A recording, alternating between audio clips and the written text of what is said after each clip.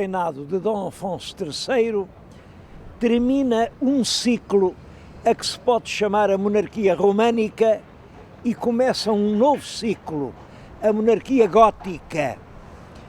É mais ou menos por essa altura que Lisboa começa a ser a capital do Reino de Portugal.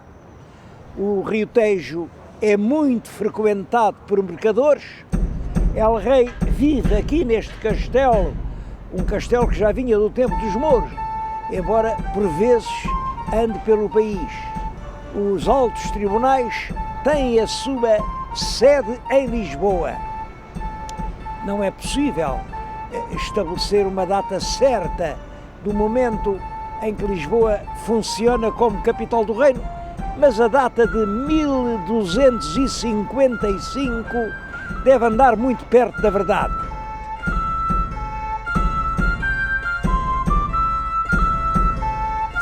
Ao rei Dom Afonso III sucede no trono o filho primogênito, que é o Dom Dinis. Devo dizer-lhes que não foi uma sucessão pacífica, porque Dom Dinis, quando nasceu, o pai estava casado já com a mãe de Dom Dinis, a rainha Dona Beatriz, mas ainda era viva a primeira esposa, a tal Condessa de Bolonha. Portanto, em bom rigor, o Dom Dinis não era filho legítimo, porque o casamento ainda não tinha sido legitimado. Foi por isso que os irmãos fizeram uma guerra, é a Guerra de Porto Alegre. A região de Porto Alegre e o castelo de Porto Alegre estão ligados a essa guerra. Eu estou a falar-lhes de reis, mas devo dizer que os nomes mais altos da história portuguesa nem sempre são os dos reis, nem sempre são os dos vencedores ou dos perdedores das guerras. Não. Nesta altura há dois nomes que deram uma repercussão universal e dos quais eu não posso deixar de falar. Primeiro é Santo António de Lisboa.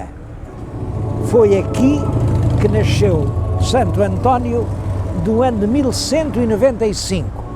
Estudou aqui, estudou em São Vicente de Fora, depois foi continuar os estudos em Santa Cruz de Coimbra, chegou a ser cônego do convento dos Agostinhos de Santa Cruz, mas em 1220, quando tinha 25 anos, ele assistiu a um episódio muito dramático.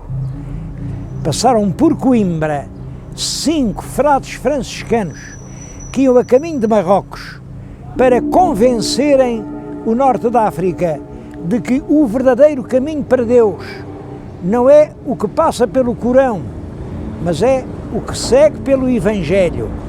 É claro que, naturalmente, estes pregadores foram mortos e os cadáveres regressaram por Portugal à Europa e voltaram a estar em Coimbra. Santo António viveu esse drama e resolveu ele próprio ir pregar para Marrocos. Sabe-se que passou lá um inverno sempre gravemente doente e então resolve voltar a Portugal. Mas por razões que nunca foram explicadas, o navio não o trouxe para Lisboa. Houve uma tempestade e diz que o navio foi parar antes à ilha Sicília. Nessa altura havia um nome célebre, São Francisco de Assis. Era um italiano que estava a empolgar todos os crentes da Itália. Santo António conhece pessoalmente São Francisco, é nomeado pregador e professor de teologia dos franciscanos e rapidamente ocupa dentro da ordem uma posição incomparável. Todo o norte da Itália lhe é entregue. A luta contra as heresias dos albigenses é ele quem a trava, com discursos que inflamam milhares e milhares de crentes. Bom, ele morre praticamente no púlpito, esgotado na Semana Santa de 1231. Passados 10 meses apenas, foi canonizado. E em Itália, ainda hoje, quando se diz o santo é o Santo António. Em Itália, a Basílica de Pádua e toda a cidade de Pádua lhe está consagrada. É uma das figuras portuguesas que ainda hoje têm uma maior projeção em todo o mundo.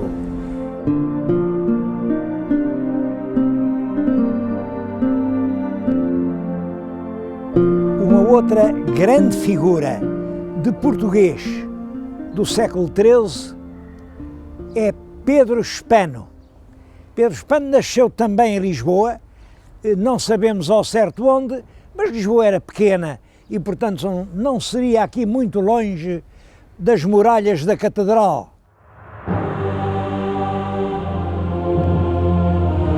Ele era filho de um médico de Lisboa e veio a ensinar medicina e lógica em várias universidades da Europa.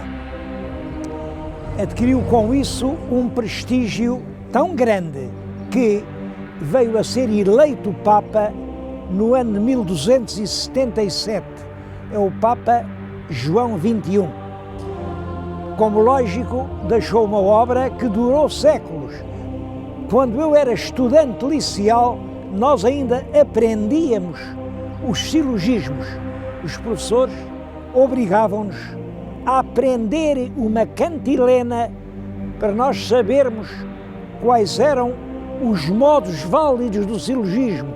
Eu ainda me lembro dela: Bárbara, celarende, dari, ferio, cesares, camestres, festino, barroco. As vogais de cada uma destas palavras indicavam os modos válidos. É claro que esta cantilena é apenas uma mnemónica. Mnemónica quer dizer um artifício para as pessoas se lembrarem. Mas quando um artifício inventado por um professor é aprendido pelos estudantes 700 anos depois de ele ter vivido, é porque era realmente um grande professor.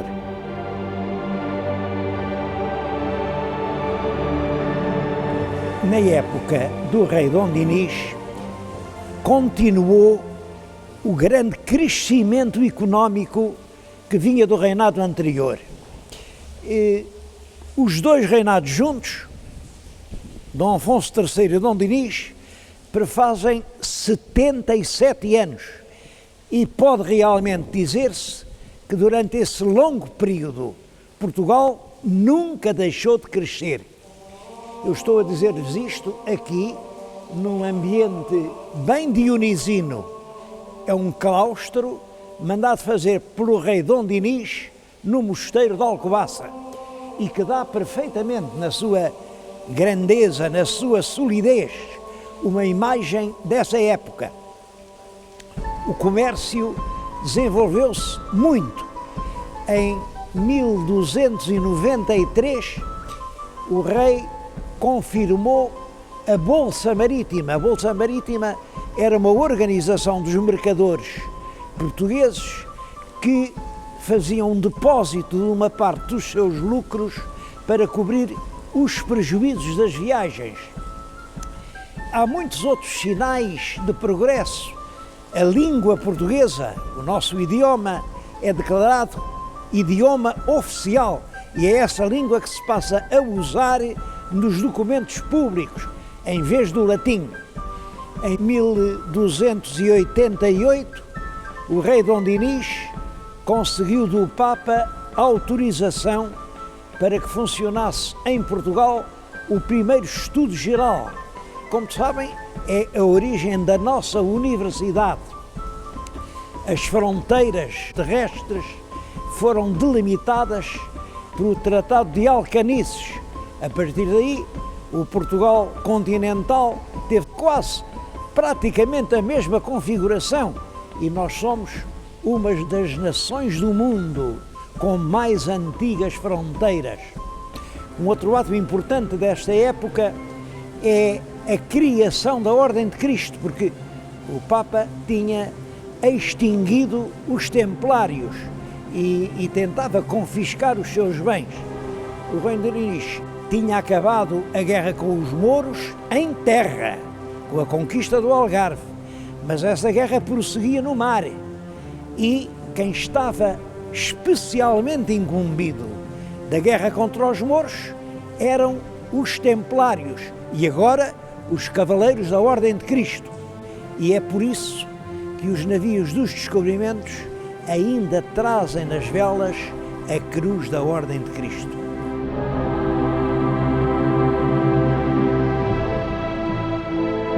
É muito considerável a obra de fomento interno feita durante a época do rei Dom Dinis. Ele fundou vilas novas, instituiu feiras, mandou enxugar pântanos, construiu mosteiros e fortalezas. É impressionante a lista de obras que consta na crónica de Dom Dinis do Rui de Pina. Ele construiu Serpa, e Moura, e Olivença, e Campo Maior, Monforte, Arronches, Porto Alegre, Marvão, Castelo de Vide, e Borba, Vila Viçosa, Arraiolos, Alandroal, Monsaraz e a Jurumanha, e fez a Torre da Beja, e na Beira ainda fez Avô e o Sabugal e Castelo Rodrigo. Eu só não continuo a lista até ao fim, porque não posso preencher este tempo só com o reinado de Dom Dinis. Mas é, na verdade, uma obra muito notável. É claro que esse enorme número de obras da iniciativa real, e portanto pagas pelo erário real, significa um grande aumento de riqueza. É que tinha aumentado muito o número das feiras, só até ao fim do século XIII há 30 feiras novas em Portugal, aumenta a moeda circulante, a extensão dos campos arroteados quase duplica e com isso cresce a produção do azeite e do vinho, que depois vêm os mercadores ambulantes, compram nas feiras locais e vão vender no Mediterrâneo, vão vender no Norte da África, vão vender nas Flandres e, com tudo isso, as alfândegas têm grandes rendimentos.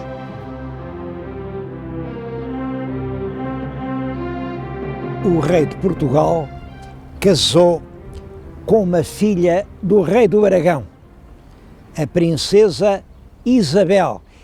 Vem a ser a famosa Rainha Santa.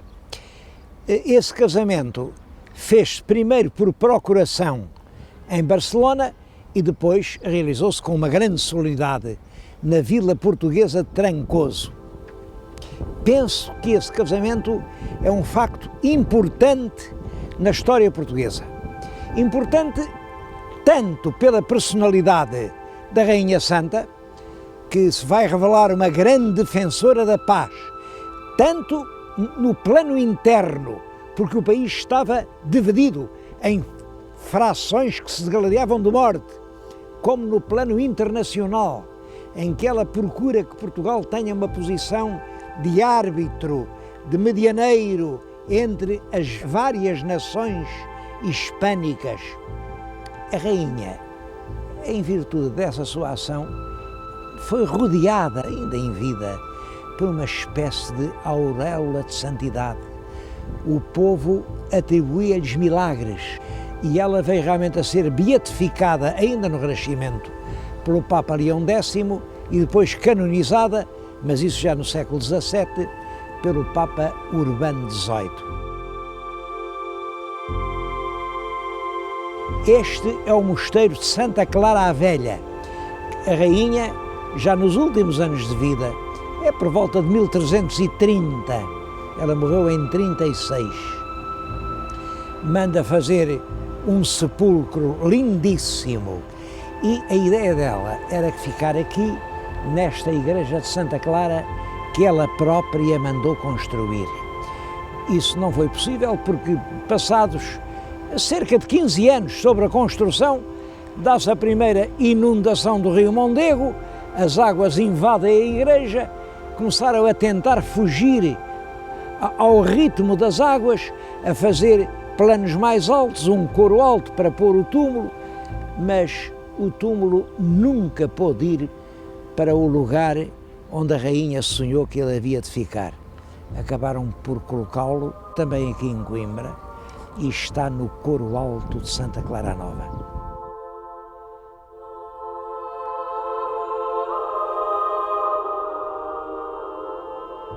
O reinado de Dom Dinis termina tragicamente.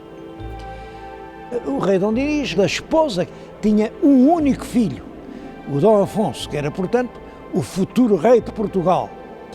Mas fora do casamento tinha vários filhos bastardos e tinha uma grande predileção por um deles, que era realmente um homem de grandes qualidades, que era o Dom Afonso Sanches.